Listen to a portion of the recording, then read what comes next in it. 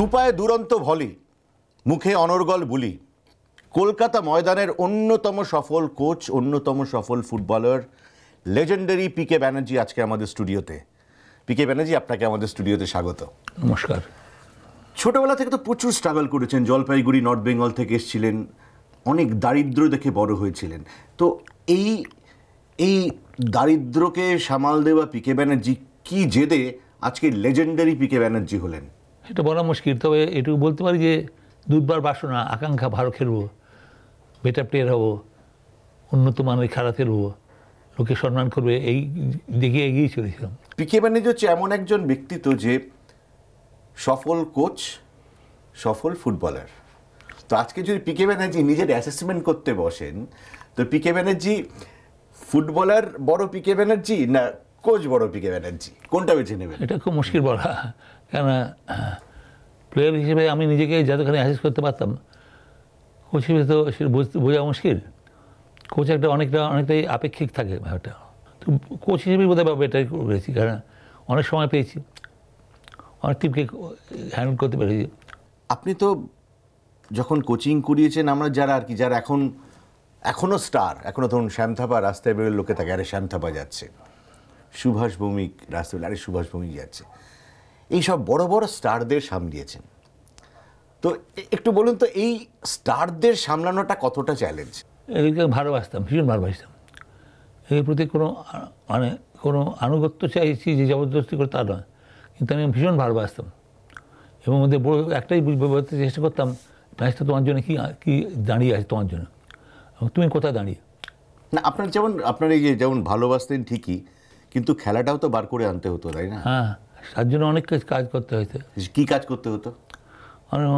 যেমন এক সময় একটা ম্যাচে খুব ভালো খেলতে পারছে না সুভাষ ভৌমিক, আমি পাশ দিয়ে একজন প্লেয়ারকে দৌড় করানো শুরু করে দিলাম, ওয়ার্মিং আপ শুরু করে দিলাম। এটা দেখেই অন্য সুভাষ হয়ে গেল। সেই সাইকোলজিক্যাল প্রেশারটা তার উপরে আমি চালাতে পেরেছিলাম এবং সঙ্গে সঙ্গে কাজ শুরু হয়ে গেল। তার মানে আপনাদের যেটা করতে হতো আর কি, আপনার মতন কোচের যেটা করতে হতো, যে এই প্রত্যেকটা প্লেয়ারের তাদের মনটাকে স্টাডি করা, সে কি ভালো পারে, সে কি ভালো চায়, এইটা জেনে তারপরে একটা কঠিন ক্যালকুলেশন করে তাদেরকে একটা মনস্তাত্ত্বিক ছকে ফেলে সাহায্য। কারণ অফকোর্স যেটা বলছি আমি, ধরুন সুভাষ ভৌমিক, আপনারা তো বলেছেন সুভাষ ভৌমিক বা এরা যথেষ্ট দামাল ছেলে ছিল বলা চলে, তাই না? খুব ডিফিকাল্ট ছিল হ্যান্ডেল করা। কেন?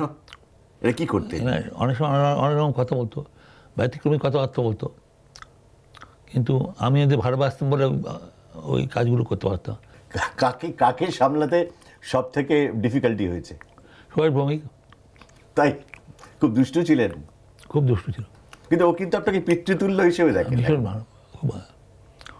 তো এটা কিন্তু খুব ইউনিক অ্যাচিভমেন্ট পিকে ব্যানার্জি। আজকে আমরা তো লেজেন্ড পিকে ব্যানার্জি বলছি, পিকে ব্যানার্জি কোনোদিন বড় দলে খেলেনি না, এরিয়ান দিয়ে শুরু, ইস্টার্ন রেল শেষ আর কি। এটা কিন্তু অদ্ভুত ইউনিক অ্যাচিভমেন্ট। আর ভারতবর্ষের কোনো ফুটবলারের বোধ হয় নেই 3টি international medal, including Asian games gold. তো এই যে বড় দলে না খেলে পিকে ব্যানার্জি হলেন, এটার মধ্যে কতটা অধ্যাবসায়, কতটা জেদ, কতটা হার না মানতে চাওয়ার যে একটা সংকল্প, নাকি সব কিছুর মিশ্রণ? সব কিছুর মিশ্রণ। সংকল্প তো আসল জিনিস। এই হার না মানার মনোভাবটা আমার সারা জীবনে ছিল। আমি সেটাকে কিছুতেই হার মানতে পারতাম না। তো সেই জিনিসটাই বরাবর আমার প্রত্যয়ের উপরেই চলতাম, প্রত্যয়টাকেই বড় করে দেখতাম এবং সেটা আলটিমেট রেজাল্টটাকে আগে থেকে দেখতে চেষ্টা করতাম এবং সেটার জন্যে আপ্রাণ প্র্যাকটিস করে গেছি, ট্রেনিং করে গেছি। আচ্ছা, আপনাদের সময় তো সেই এখনকার মতো তো মডার্ন জিমনেশিয়াম ছিল না, মডার্ন ইকুইপমেন্ট ছিল না, বুটের অবস্থা তো, এখন তো বুটগুলো কত অত্যাধুনিক হয়েছে। তো তখন কী টাইপের প্রতিকূলতা কাটিয়ে আপনাদের প্র্যাকটিস করতে হতো? এই প্রতিকূলতা কাটিয়েছি, ভালো বুট জোগাড় করা, ভালো বুটের ব্যবস্থা, আডিডাসের বুট পাবো কিনা, পিমা আডিডাস পাবো কিনা, তাহলে চলবে না, সেইটা ব্যবস্থা করতে পেরেছি। তারপরে ভালো কিটের সঙ্গে সঙ্গে ভালো ট্রেনিংয়ের ফেসিলিটি ভালো ট্রেনিং করার জন্যে বিদেশে গিয়েছি, দেখেছি, অবাক হয়ে গেছি। জার্মানিতে ট্রেনিং দিয়েছি, যেমন একটা জায়গা যেখানে প্রতি ক্ষেত্রেই দেখা যায় তা কি উন্নতি করছে। জার্মানিতে গিয়ে দেখলেন, তো সেই বিদেশের অভিজ্ঞতাগুলোই বোধহয় কাজে লেগেছিল যখন কোচিং করিয়েছে। খুব কাজে লেগে। যে 70 দশক নিয়ে তো একটা রোম্যান্টিসিজম আছে, 70 দশকের যারা ফুটবলার, সেই 70 দশকের ফুটবলার মানে এখন যারা আছেন, যারা রুল করছেন, সুনীল ছেত্রী বা যারা, আপনি 70 দশককে এগিয়ে রাখবেন না এখনকার যারা ফুটবল আছে তাদের এগিয়ে রাখবেন? দেখুন, যে সময় খেলে সে সময় প্লেয়ারদের এগিয়ে রাখে। আমার সব ক্ষেত্রে আমার যেসব প্লেয়ার ছিল তারাও দুর্দান্ত প্রাণ পেয়েছে। মাজিদ বাস্কার ছিল, তারপরে জামশেদ নাসিরি ছিল তখনকার দিনে। মাজিদ বাস্কারের কথা বললেন, আরেকজন বড় প্লেয়ার যেটা আমরা দেখেছি হচ্ছে ব্যারেটো। যদি মাজিদ বাস্কার আর ব্যারেটোর মধ্যে তুলনা করতে চান তাহলে কাকে এগিয়ে রাখবেন আপনি? মাজিদ একটু এগিয়ে থাকবেন। কেন? মাঝে মধ্যে বল স্কিল আরও বেটার ছিল, আরও ফাইনাল টাচ ছিল। তোমার ফাইনাল টাচ যাকে বলে, ডান পায়ের বল বাঁ পায়ে রাখতে পারো, বাঁ পায়ের বল ডান পায়ে রাখতে পারো। এমন সুন্দর সাপল বডি ছিল, বডিটা ছিল অত্যন্ত ভালো সাপল ছিল, বলটা কন্ট্রোল ছিল এত ভালো, খারাপ ওর দখলটা সারাক্ষণ থাকতো, মাঝ মাঠটা একদম নেবে নিয়ন্ত্রণ রাখতে পারে, নিয়ন্ত্রণ রাখতে পারো। কিন্তু আচ্ছা বললো ব্যারেটো কিন্তু খুব কনসিস্টেন্টলি অনেক বছর ধরে খেলেছে, এটা কিন্তু আপনাকে বলতে হবে। এবং তার গোল স্কোরিং এবিলিটি, মাঠটাকে নিয়ন্ত্রণ করে খেলার যে ক্ষমতা, সেটা কিন্তু ব্যারেটোর যথেষ্ট ছিল, তাই নয় কি? ভারতের মধ্যে ছিল, ভারতের মধ্যে খুব ভালো কোয়ালিটি ছিল। ভারত ব্রাজিলিয়ান অরিজিনাল প্লেয়ার, তার মধ্যে সে অরিজিনালিটি ছিল, কোয়ালিটি ছিল। তো সে দরকার তার একটা প্লেয়ার একটা দরকার ছিল, সাহায্য, একটা সাপোর্ট প্লেয়ারকে যথেষ্ট, এবং সেই জন্যই খেলতো, দারুণ খেলা খেলতো, কোনো ভুল নেই। আর কোন বিদেশি যাকে আপনি দেখেছেন আপনার বিপক্ষে খেলেছে বা যে মনে রাখবেন যে ধরুন আমাদের এসে এমেকা ইজুগো বলে একজন প্লেয়ার এসেছিলেন? এমেকা খুব বড় জাতের প্লেয়ার ছিল, বেশিদিন খেলো না, চলে গেল, ও খুব লুজ করলো, চলে যায়। ও যদি থাকতো আরও ভালো রেজাল্ট করতে পারতো, অন্তত আমার কাছে থাকলে তো আরও বেটার রেজাল্ট করতো। এটা এসে কোনো একটা কারণে একটা উচ্ছৃঙ্খল জীবনের দিকে চলে যায়, এটা অদ্ভুত ব্যাপার। ক্লাব কর্তারা ঠেলে দেন ওদের নাকি? না, মুশকিল হয় কি, ক্লাব কর্তারাই ঠেলে দেয়, তার কারণ ক্লাব কর্তারা কন্ট্রোল করতে পারে, হ্যান্ডেল করতে পারে এইসব প্লেয়ারকে, চরিত্রকে হ্যান্ডেল করতে পারে না, মানে তাদেরকে আস্তে আস্তে ওইসবের দিকে ঠেলে দেয়। ধরুন এই মাজিদ বাস্কার এসছেন, মাজিদ বাস্কারও জানি এরকম একটা শেষের দিকটাতে আপনার হাত থেকে যখন বেরিয়ে গেলে তখন উচ্ছৃঙ্খল জীবন শুরু করলেন, তারপর তো হারিয়ে গেলেন হঠাৎ। এবার কলকাতা ময়দানে প্রচুর বিদেশি আসেন, এদিকে 4-5টা ম্যাচ খেলার পরে বিদায়। তো এই ম্যাচ যে বিদেশি সিলেক্ট কারা করেন? ক্লাব কর্তারা তো ফুটবল কর্তারা করেন, সেটা তো টেকনিক্যাল লোক করার কথা। টেকনিক্যাল লোকরা তাদের অর্ধেক, হাফ টেকনিক্যাল হাফ অফিসিয়াল লোকরাই করে। আপনার এই ভোকাল টনিক ব্যাপারটা কি, যে পিকে ব্যানার্জির ভোকাল টনিক? আমার প্রত্যয় ছিল, সেই প্রত্যয় দিয়ে আমি তাদের মধ্যে সেই প্রত্যয়টা গাঁটতে চেষ্টা করতাম, তাদের মনে যদি সেই প্রত্যয়টাকে গেড়ে দিতে পারতাম তারই রেজাল্ট হতো। ধরুন আর কি আমি যারা বোঝার চেষ্টা করছি, ধরুন আপনার টিম 1 গোলে হারছে, এবার হাফ টাইমে ড্রেসিং রুমে সবাই এলো, তখন আপনি কিভাবে চাগাতেন তাদের? আমার স্বভাব শুদ্ধ উপায় ছিল, আমি খুব তখন কম কথা বলতাম। আমি ইউজুয়ালি কথা বলতে ভালোবাসি, এতে তখন কম কথা বলতাম। তখন আমি তাদের ইন্সপায়ার করতে চেষ্টা করতাম, এই করলে এই হলো, এই করলে এই করে, এই করলে এই করে, এভাবে রেজাল্ট হয়। তো রেজাল্ট পেত বলেই তারা বিশ্বাস করতো যে হতে পারে। আপনার ধরুন ইস্টবেঙ্গল মোহনবাগান ম্যাচ যে হয়, তো আমরা যবে থেকে জন্মেছি তবে থেকে, তার আগে থেকে একটা অদ্ভুত একটা উত্তেজনা সৃষ্টি হয়। এবার ইস্টবেঙ্গল মোহনবাগান ম্যাচে কোচিং করানোটা কতটা ডিফিকাল্ট? Very difficult. কেন? কারণ হচ্ছে যে উত্তেজনায় তখন হেওয়ার্ড বিহেভ করে, উত্তেজনায় থাকে এত বেশি যে তখন স্বাভাবিক অবস্থা খেতে পারে না, সব তখন গণ্ডগোল লেগে যায়। সেই সময় তাদেরকে মস্তিষ্কতাকে খেলানো আসল জিনিস, এটা কন্ট্রোল করা ডিফিকাল্ট। আমি করতে পেরেছি, কপাল ভালো ছিল আমার, ঈশ্বর আমাকে সাহায্য করেছে, তাই করেছি, তাহলে সবসময় করা যায় না। আপনি কোচ, ধরে নিচ্ছি ইস্টবেঙ্গলের কোচ, এবার আপনি একটা স্ট্র্যাটেজি সাজিয়েছেন, এবারে প্লেয়াররা উত্তেজনার বসে হেওয়ার্ড বিহেভ করছে, তো তাদেরকে আবার আপনার স্ট্র্যাটেজির মধ্যে বেঁধে আনার তো সব থেকে বড় চ্যালেঞ্জ। সেটা ঘিরিয়ে আনতে হয়, তাদের সেই আমি যেটা খেলাতে চাই সেই খেলাটা খেলতে করতে হয়, তাদের খেলাটা খেলতে দিই না আমি। অনেক সময় তারা নিজের খেলায় চলে যায়, নিজের খেলায় চলে গেলেই মুশকিল হয়ে যায়। ইস্টবেঙ্গল মোহনবাগান ম্যাচে স্ট্র্যাটেজির লড়াইটা বেশি ইম্পর্টেন্ট হয়ে দাঁড়ায় না মনস্তাত্ত্বিক লড়াইটা ইম্পর্টেন্ট হয়ে দাঁড়ায়? স্ট্র্যাটেজিক লড়াই তো মনস্তাত্ত্বিক লড়াই, মনস্তাত্ত্বিক লড়াই তো আসল জিনিস। খেলার আগের থেকে শুরু হয়ে যায় মনস্তাত্ত্বিক লড়াই, খেলার পরে চলতে থাকে। এই যে এখন ভারতবর্ষতে ইন্টারন্যাশনাল অনেক ম্যাচ খেলছে, সুনীল ছেত্রীরা 2-1 বিদেশে গিয়ে সাফল্যও পাচ্ছেন, তো কিন্তু ভারতবাসীর একটাই প্রশ্ন, এত এখন 130 কোটির দেশ, ভারত বিশ্বকাপ কবে খেলবে? ভাদও খেলতে পারবে কিনা কোনো দিন? আমাদের খেলতে দেয়নি, দুর্ভাগ্য। যখন সুযোগ এসেছিল আমাদের খেলবার, তখন আমাদের খেলতে দেয়নি। কেন খেলতে দেয়নি? খেলতে দেয়নি, তারা মনে ভাবতো যে আমরা খেললে প্রফেশনাল খেলতে হবে, প্রফেশনাল খেলতে গেলে বিপদে পড়ে যাব, প্রফেশনাল খেলার মতো আমাদের যোগ্যতা নেই, অর্থ নেই, তখন ঝামেলায় পড়ে যাব। সেইটা করতে গিয়ে তারা সবচেয়ে বড় অন্যায় করে বসে।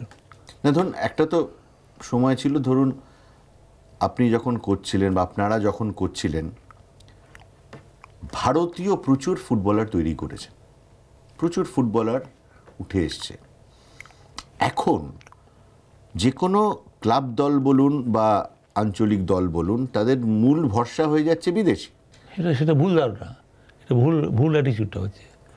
সব পুরো 11টা টিম বাইরের প্লেয়ার খেলিয়ে তো কোনো লাভ নেই। লাভ আছে? আমার দেশের প্লেয়ার করে খেললো না, সে কোনো লাভ নেই। তাহলে আর কি, মানে সে অর্থে আমাদের ভারতের ফুটবলটা ক্লাব কেন্দ্রিকই রয়ে যাচ্ছে, দেশকেন্দ্রিক আর হচ্ছে না। যে একটা স্ট্র্যাটেজি করে আমি দেশকে সোনা এনে দেবো বা কোনো একটা ইন্টারন্যাশনাল টুর্নামেন্টে আমি ফাইনাল অবধি যাব, সেই স্ট্র্যাটেজিটা কি ঠিকমতো হচ্ছে? হচ্ছে না, সবাই সেই স্ট্র্যাটেজি করতে পারছে না, সব ক্লাব সেই স্ট্র্যাটেজি মেনটেন করতে পারে না। একটা গল্প আপনার কাছ থেকে শুনবো, যেটা হচ্ছে যে এটা আমরা যবে থেকে আপনি কোচিং এসছেন, যে অমল দত্ত ভার্সেস পিকে ব্যানার্জি, এই দ্বৈরথটা কতটা সত্যি আর কতটা তৈরি করা উত্তেজনা করার জন্য? না, ওটা অনেকটাই সঠিক, উত্তেজনাটা ওইরকম ছিলই। কেন ছিল? কেননা আমিও কিছু প্ল্যান করে চলতাম, উনিও কিছু প্ল্যান করে চলতেন। তা দ্বৈরথ হবে কেন? অহমিকার লড়াই। আমি অবশ্য খুব অহমিকার লড়াই করতাম, মানে উনি করতে খুব বেশি ভালোবাসতেন। সেটা কি এটা মনস্তাত্ত্বিক লড়াই নিয়ে যেতেন আপনারা, না সত্যি দুজনের মধ্যে একটা টেনশন ছিল? দুজনের মধ্যে টেনশন ছিল, এবং ওই 3-4 বছর যা ছিল দুরান্ত টেনশন ছিল। অমল দত্তকে আপনি কোচ হিসেবে কিরম নম্বর দেবেন? ভালো মানে।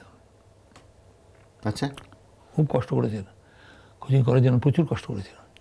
কিন্তু সে তো ডায়মন্ড সিস্টেম উনি বানিয়ে বহুল প্রচারিত ডায়মন্ড সিস্টেম করলেন, তবে 4 গোল আপনি খাইয়ে দিলেন। তাহলে সেই ডায়মন্ড সিস্টেমের মানে কি?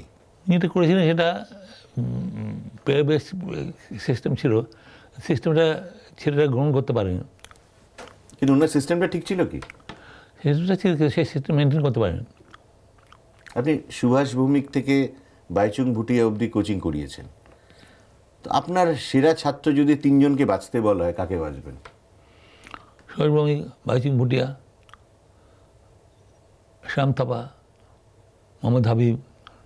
ভারতীয়দের মধ্যে আপনাকে যদি বাঁচতে বলা হয়, ভারতবর্ষের সর্বকালের সেরা স্ট্রাইকার ভারতীয়দের মধ্যে সর্বকালের আপনার দেখা, আপনার কোচিং বা আপনার সহ খেলোয়াড়, কাকে বাঁচবেন? অসীম মল্লিক একটা জায়গায় থাকে। আচ্ছা, চুনি গোস্বামীকে সেই জায়গায় রাখবেন না? স্ট্রাইকার হিসেবে না।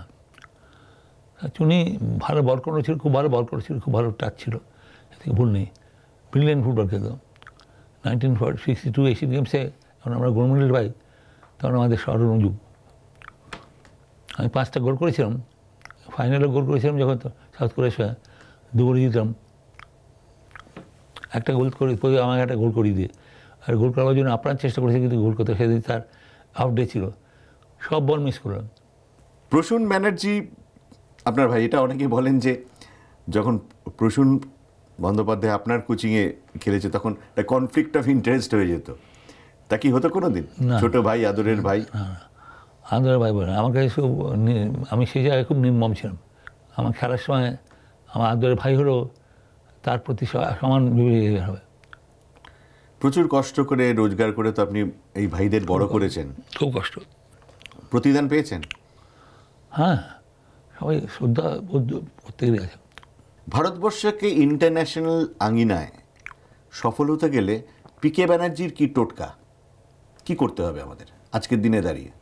আমার ছেলেদের দরকার সাইজ, দরকার ছেলেদের সাইজ, আমাদের যে সাইজ আসে সেটা সব গ্রহণযোগ্য নয়, সেটা ইন্টারন্যাশনাল খারাপ খুব। আর আমার ভালো সাইজের ছেলে চাই, 6 ফিট প্লাস চাই, 6 ফিট কাছাকাছি ছেলে চাই, তারপরে ভালো ফুড চাই, নিউট্রিশন চাই।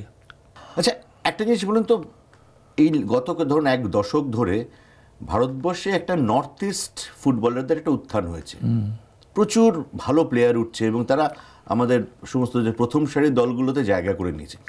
এটা কেন? এটা আর কি, এই ফ্যাক্টরটা কি ফ্যাক্টর? একটা কিছু না, তাদের ওদের সাপ্লিমেন্টস অনেক বেটার থাকে, বল কন্ট্রোল বেটার থাকে, ক্লোজ টু দ্য সেন্টার গ্রাভিটিটা বেটার, শরীরে ক্লোজ টু গ্রাউন্ড, তাই বল কন্ট্রোলটা বেটার হয়, বল কন্ট্রোল ভালো করতে পারে তারা, এবং সবসময় তারা ওয়াচফুল হয় এবং ভালো খেলার জন্য আপ্রাণ চেষ্টা থাকে তাদের প্রাণে। নর্থ ইস্টের ছেলেরা আপ্রাণ চেষ্টা করে গোল করার জন্য, গোল যাতে বাঁচাতে এই জন্য, এবং যারা ভালো খেলা খেলে আস্তে আস্তে আস্তে এগিয়ে যায় এবং অনেকটাই এগিয়ে গেছে। আমি দেখেছি বহু ভালো ভালো প্লেয়ার আমার হাতে এসছে।